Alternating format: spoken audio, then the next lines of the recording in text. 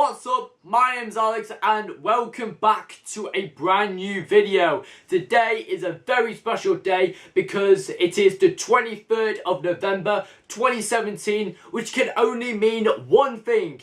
It's Doctor Who's 54th birthday. And to celebrate 54 years of Doctor Who, I will be reviewing a fabulous piece of drama which tells the story of the creation of Doctor Who, an adventure in space and time. This review is going to be slightly different as I am trying out a brand new format which could be more suitable for upcoming reviews. Now I will be dividing this review into different sections. Firstly, I'm going to be talking about what is an adventure in space and time. Secondly, I will be discussing the characters and the plotline. And finally, I will be giving my overall rating on this documentary. So, without further ado, let's get straight into this review. So, starting off at the very beginning of the programme, we are given with a beautiful scene with a normal police box in the night sky. And then we are introduced to David Bradley, who plays William Hartnell as the Doctor, who is by far the only actor to be recasted as the first Doctor. If the BBC had tried to recast the second Doctor or the third Doctor, then I would not like it at all, because it goes without saying that you shouldn't try to be somebody else who's already dead. The thing is, there is only one Patrick Troughton who can play the second Doctor, and no one else is better than him. And the same goes with Jon Pertwee. However, I've seen Sean Pertwee recasting himself as his father, so I will accept that. But they shouldn't really be recasting anyone to play any other Doctor. It just seems wrong.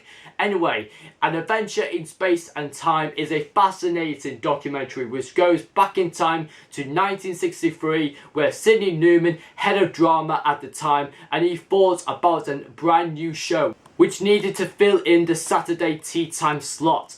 And so he came up with an idea of a science fiction drama series, the tale of a man who calls himself the Doctor, and he travels through time and space with his companions inside a 20th century police box. Sidney promotes Verity Lambert to become the first ever female producer to produce Doctor Who. People at the BBC thought that she wasn't the perfect person to do such a thing. However, she coped extremely well with the pressure she was under. She found the right man to play Doctor Who, as well as she found a great Asian director who gave himself the challenge to direct Doctor Who, and his name was Waris Hussein. I may have pronounced that wrong, but I do apologise if I have. This special piece of drama presents two unique situations. One of them is the creation of the show and Verity's show run as producer. The other is William Hartnell trying to keep the show going while he suffers from old age, and this leads to William Hartnell leaving the show because he can't do it anymore. This programme is not your average Doctor Who story. This is a programme which shows how episodes of Doctor Who were made in the BBC studios, as well as dealing with issues back in the 1960s such as racism, sexism and ageism. Now I'm going to be moving on to the characters. However, I will only be looking at the main characters that appeared in the programme more than once. Firstly, we have Verity Lambert, who I think is one of the best key characters in this documentary, because she was the glue that kept Doctor Who together. She was passionate, she was dedicated towards Doctor Who, as she made something truly wonderful for the audience at home. She wanted to do Doctor Who her way, which gave her a chance to show the entire BBC what she was really made of.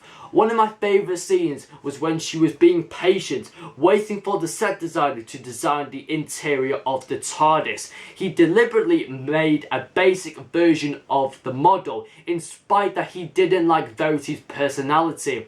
And then Verity smiled at the interior because it was exactly what she wanted. It was original, unique, and it was strange, but in a good way though. She definitely had a warm heart, especially talking with William Hartnell, which at the beginning, William Hartnell didn't fully believe that he would be perfect for this special lead role as the Doctor.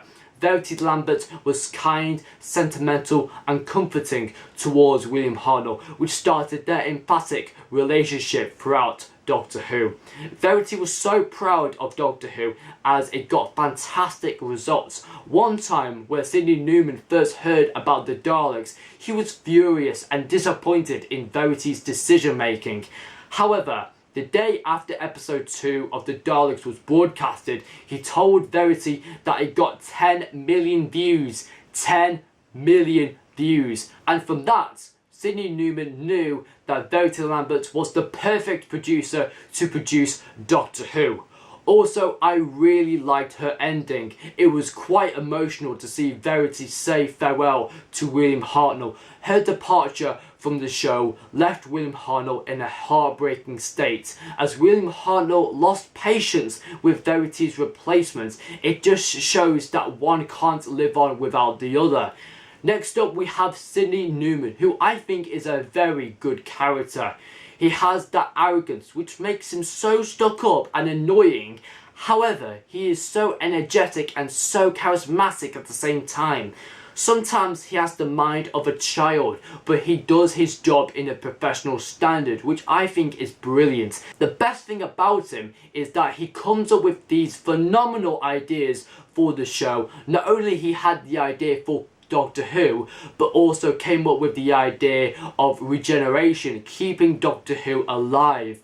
Another thing that I liked about his character was the way that he blessed and praised William Hartnell for all his previous successes, such as Brighton Rock, The Way Ahead, in which Hartnell felt quite privileged to hear these wonderful comments about him. Sidney had that energy about him which just connected everyone together. Next up, we are moving on to Waris Hussein. Again, I keep on pronouncing his surname wrong. I do apologise. The first ever Asian director at the BBC to direct Doctor Who. He dealt with a lot of criticism at first as he was new to the job and he got abused by some members of staff because of his skin and nationality, which made it very difficult for him to really succeed. No one at the time was aware that racism was a thing. That's how stereotypical people were like back in those days. I quite liked him. He had that Matt Smith Doctor essence about his character, especially when he says, "It'll never work." When do we start? He was fun, quirky, and so friendly towards Verity and of course Hartnell. Both Waris and Verity felt like the underdogs of the BBC, an Asian director and a female producer working on Doctor Who. No one would ever think that they would do a decent job of it. There's not much else to say about Waris, however, he was a great character and he felt like he was in a Doctor Who family. And finally, let's move on to the last important character, William Hartnell. David Bradley does a sensational job as the role of the Doctor. He starts off being very stubborn and very angry towards his granddaughter. He has that grandfather figure essence about him, which makes him perfect for the role as Verity tries to find an actor who can play an old, stubborn, abrasive grandfather. William Hartnell was so open towards Verity as they both got on with each other really well. It was really interesting to see the journey of William Hartnell and how he progressed throughout the programme, from being an ignorant and nasty character to becoming a sentimental and comforting character. I love the way we see William Hartnell being so happy and cheerful while he is the Doctor. One of my favourite scenes is where William Hartnell and his wife are in the park. Then suddenly a child comes along and asks him for his autograph. And then out of the blue, many other children were standing apart from William Hartnell. What made this even more special was that William Hartnell took these children on a different adventure through time and space. Instead, it was the park. From his expression, he absolutely loves playing alongside the children who adore him as the Doctor. He became well loved by everyone and he wanted to continue his run from these memorable experiences. I think William's relationship with Verity just shows how the pair of them owned Doctor Who. If it wasn't for Verity Lambert, then William Hartnell wouldn't be Doctor Who. And if it wasn't for William Hartnell, then the entire history of Doctor Who would change and become something completely different. At multiple times in the programme, while they were recording episodes of Doctor Who, William Hartnell got most of his lines wrong, like Chesterton, for example. However, I didn't mind that at all. I think it was intentional for William Hartnell to stutter through his lines, because he was playing an old grandfather figure, which many other grandfathers stutter in their lines when they speak. And when he got into a grudge with someone else, such as Susan, he would give her a bag of flowers to say how sorry he was for being so abrasive.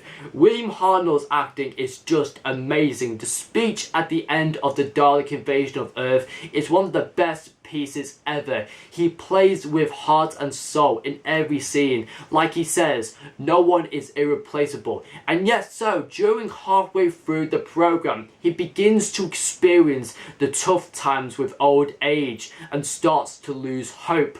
Especially when Verity left, that made Hartnell heartbroken because he couldn't get along with Verity's replacement and felt that he was given a lot of pressure to work with. He felt lonely and empty because the motivation wasn't there anymore. He didn't give up though, because everyone was relying on him to continue Doctor Who. He adored the show and didn't want to lose hope in letting the show down. David Bradley's performance as William Hartnell is just perfection, and I really cannot wait for this year's Christmas special as we see David Bradley as the first Doctor meeting Peter Capaldi, the 12th Doctor. It's gonna be amazing. The plot is actually quite straightforward. It starts at the very beginning with Sidney Newman's ingenious idea of creating Doctor Who. Then it was all a matter of time to find a brilliant producer, a fantastic director, and the perfect cast for this amazing piece of drama. The plot worked its way through each year from 1963 to 1966, based on events including both Doctor Who and the world. Especially the transmission of the first ever episode of Doctor Who wasn't given its best introduction because of the incident with the death of the American president, President Kennedy, and Doctor Who were given another opportunity to impress its viewers. Many people were so amazed by how scary the Daleks look, and I really liked the Daleks being introduced as well, because Doctor Who isn't Doctor Who without the Daleks. Also, I loved the filming for the Dalek invasion of Earth as they were shooting a Dalek patrol on the bridge of the River Thames. It was just so brilliant to watch iconic episodes being produced. Another thing that was common in this programme were a lot of the photo shoots with the TARDIS crew, and every time they had one, William Hartnell started to look uninterested and lonely, which definitely explains how he missed Verity Lambert. Also, there is a lot of smoking in the programme, as back then in the 1960s everyone was used to smoke, and I think it was more of the cause why William Hartnell got ill most of the time. The moment that I think broke William Hartnell was when Sidney Newman told him that the show must go on, but not with him. Sidney Newman, the man with ideas, thought about this idea that the Doctor can change his appearance, so therefore a new actor can take on the role as the Doctor. The idea of regeneration, and it was so emotional to see William Hartnell crying at the fireplace saying, "I don't want to go." 10th Doctor reference, which made for me the highlight of the programme. And right towards the end, there was a small cameo with Matt Smith's Doctor to celebrate the 50th anniversary of Doctor Who, which was really nice to give William Hartnell a wonderful send-off as the Doctor. So there you have it, my review on Adventure in Space and Time. My overall rating for this beautiful piece of drama definitely deserves a 10 out of 10. Please comment down below what you think about An Adventure in Space and Time. Please leave a like and remember to subscribe for more amazing reviews. Thank you so much for watching. One day I shall come back. Yes, I shall come back. Until then, there must be no regrets, no tears, no anxieties. Just go forward in all your beliefs and prove to me that I am not mistaken in mine. Happy birthday, Doctor Who, and I will see you all soon.